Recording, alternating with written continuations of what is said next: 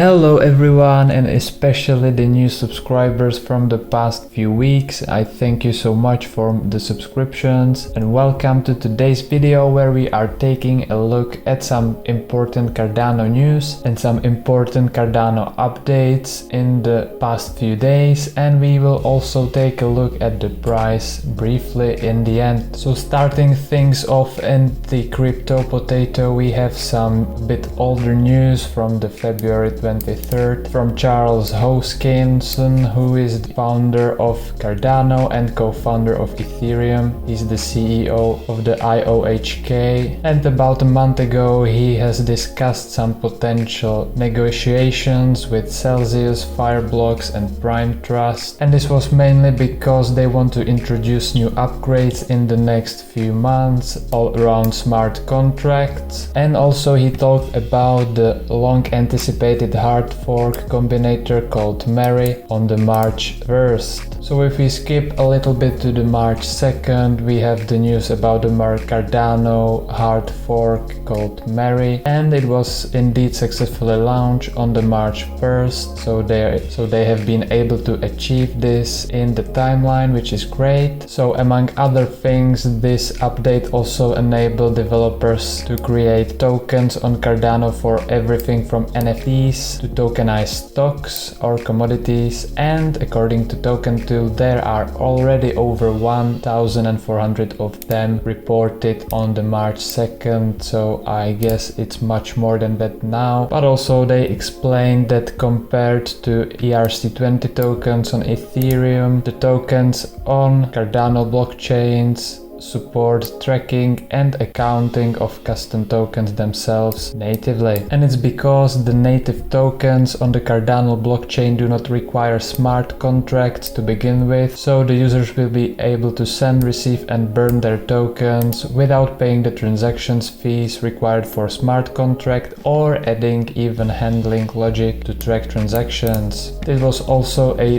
big update regarding the Goguen Rollout, which we can check out on the Cardano website. So as we can see, the Goguen is the third one in the row. So we had the Biron one, which was the foundation of Cardano in 2015, I believe, with the release in 2017. Then we had the Chile update in the summer of last year, 2020, which was mainly about decentralization. And if you watched the latest video on my channel about Cardano, you may recall that there will be this decentralization, total decentralization on the March 31st. So it's just over a week now. And now they are starting to roll up Goguen as well, which is all about smart contracts. However, I think it's also useful to know what the Mary fork was all about. So here we are on the Cardano forum, which is full of very relevant and great information, by the way. So the team creates blog posts over here with all the news, etc. So definitely check it out. You will find the links in the video description. And by the way, if you are enjoying this video so far, please smash the like button to help me with the YouTube algorithm to reach more people, and also consider subscribing at the end if you find this interesting and want to see more in the future. So this Mary fork was basically a more significant alteration to the core code of the blockchain protocol. So there had to be this hard fork to implement those changes on the blockchain. However, they have been able to include this without any harsh transitions like changing tokens or anything. So it was very smooth actually. And before this fork, the Cardano combined Byron and Shelley blocks, and now after the Mary hard fork, it also combines the Goguen blocks. So it's more of a transition from the Shelley to Goguen and beyond. And in other words, this update prepared the protocol to the smart contracts, which will arrive shortly. However, these smart contracts again are not necessary to create a native token on Cardano. And also the creation of NFTs, which are very popular at the moment. It's almost looking like the next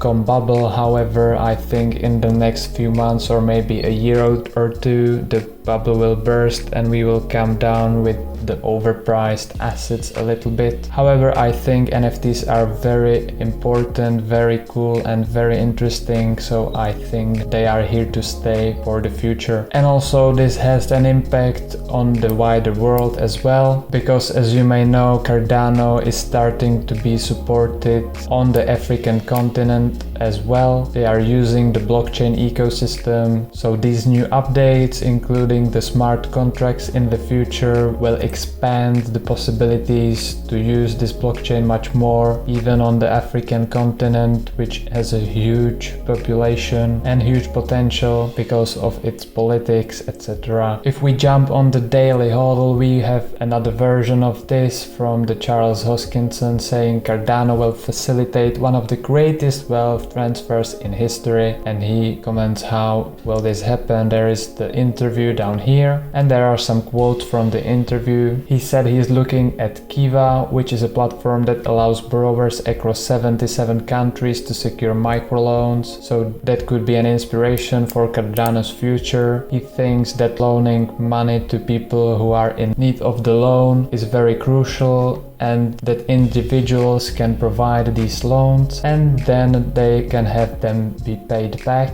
and can do that again and again and again. And he says that would be a success for Cardano. This could be really interesting because in Africa there's starting to be more internet coverage, so more people have access to internet, and using such a platform and protocol as Cardano can be hugely beneficial. You can build identity systems, you can make your own coins, your own currencies, and also provide those financial features like microloans, etc. So for this growing market of Africa, it's very big potential. He also says that the cost of running a business in Ethiopia is 10 to 50 times less than the cost of running a business in San Francisco, and it doesn't necessarily equate to 10 to 50 times less profit. That's the key. A whole new world opens up once this infrastructure is in place. And he also highlights that the next step would be to create a security tokens that enable micro IPOs in those countries where the costs of running our business are relatively low. And if we jump finally to some news about Cardano again, we have that the inclusion on Coinbase, so they included ADA token on Coinbase just a few days ago on the March 20th. Around those days it was first at the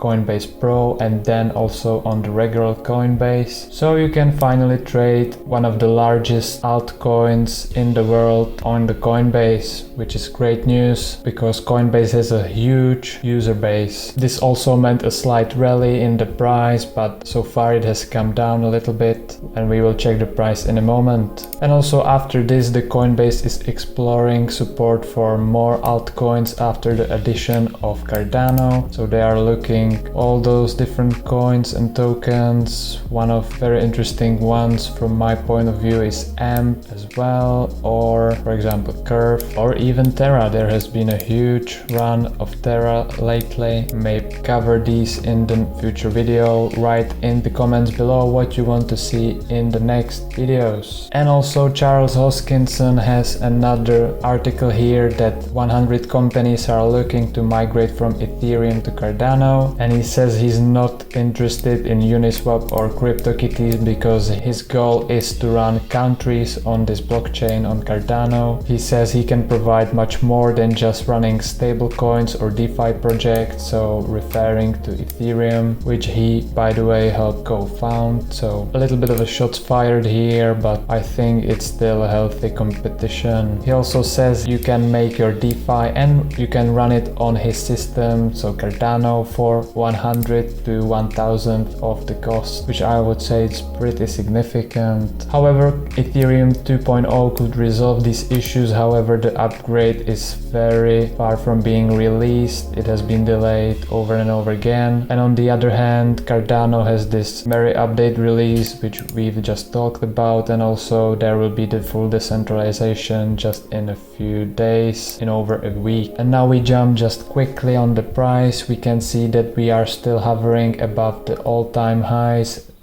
which is around the $1.2. So we are currently hovering above it, which is also where the moving averages are. And if we zoom out a little bit, we can see that there are some slight wedges formed by those supports. This is some long-term channel over here, and we are just hovering also above this support from the December 2020. So I would expect also with this update on the March 31st about the decentralization that there will be some bounce off of the support, and maybe we can break out this resistance and get into this long-term channel and continue in the bull run. If we also check the Cardano to Bitcoin ratio on Binance, we can see that we are hovering just above the support. So there is also a nice possibility of bounce off of this support and continue going higher in this ratio. And this ratio basically means that the more the Cardano goes up compared to Bitcoin, this ratio will go up as well. However, if Bitcoin is overperforming Cardano in the short term, this ratio will go down. So if we have